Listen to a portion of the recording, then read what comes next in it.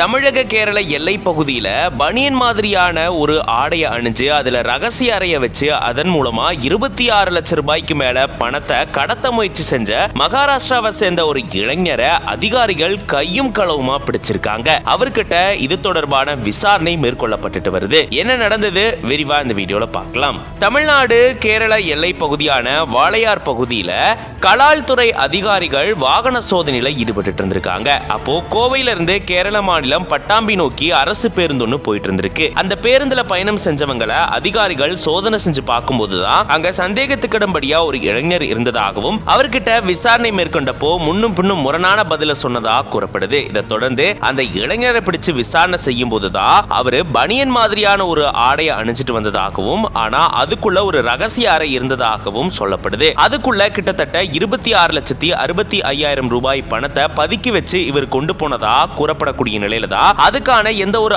ஆவணங்களும் இல்ல அப்படின்னு அதிகாரிகள் தரப்புல இருந்து தெரிவிக்கப்பட்டிருந்திருக்கு. இதை தொடர்ந்து அந்த இளைஞரை பிடிச்சு விசாரணை மேற்கொண்டதுல அவரு மகாராஷ்டிரா மாநிலத்தை சேர்ந்தவர் அப்படின்றது தெரிய வந்திருக்கான். இந்த நிலையில தான் கேரள போலீஸ் உதவியோட கலால் துறை அதிகாரிகள் எதுக்காக இந்த பணத்தை எடுத்துட்டு போறாரு, யார் கொடுத்த பணம் அப்படின்ற கோணத்துல விசாரணையை மேற்கொண்டுட்டு வராங்க. இதனால அங்க கொஞ்ச நேரத்துக்கு பரபரப்பு சூழல் ஏற்பட்டிருந்திருக்கு.